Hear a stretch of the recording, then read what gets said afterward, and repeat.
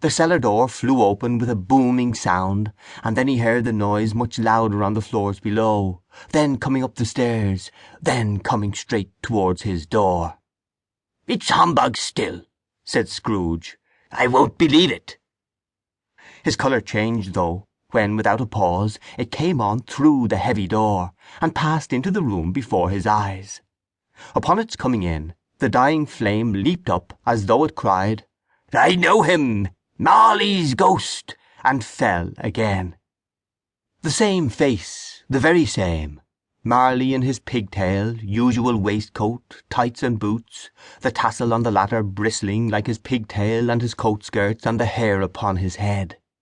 The chain he drew was clasped about his middle. It was long and wound about him like a tail, and it was made, for Scrooge observed it closely, of cash-boxes, keys, padlocks, ledgers, deeds, and heavy purses wrought in steel.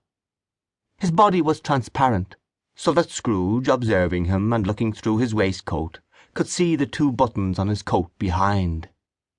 Scrooge had often heard it said that Marley had no bowels, but he had never believed it until now. No, nor did he believe it even now.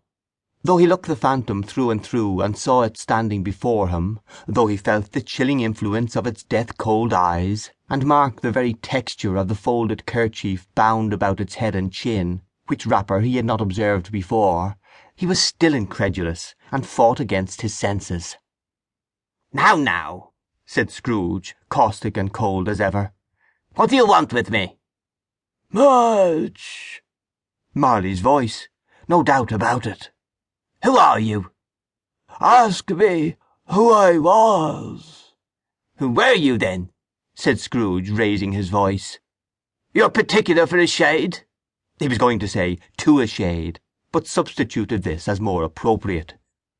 "In life, I was your partner, Jacob Marley." Can you sit down?" asked Scrooge, looking doubtfully at him. "I can." "Do it, then." Scrooge asked the question because he didn't know whether a ghost so transparent might find himself in a condition to take a chair, and felt that in the event of its being impossible it might involve the necessity of an embarrassing explanation. But the ghost sat down on the opposite side of the fireplace as if he were quite used to it. "You don't believe in me," observed the ghost. "I don't," said Scrooge. "What evidence would you have of my reality beyond that of your senses?" I don't know," said Scrooge.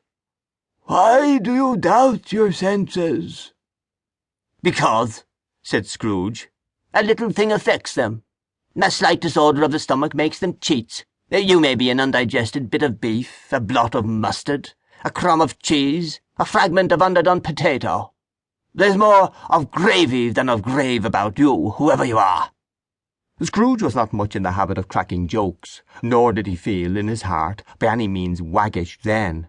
The truth is that he tried to be smart as a means of distracting his own attention, and keeping down his terror, for the spectre's voice disturbed the very marrow in his bones. To sit staring at those fixed glazed eyes in silence for a moment would play, Scrooge felt, the very deuce with him. There was something very awful, too, in the spectre's being provided with an infernal atmosphere of its own,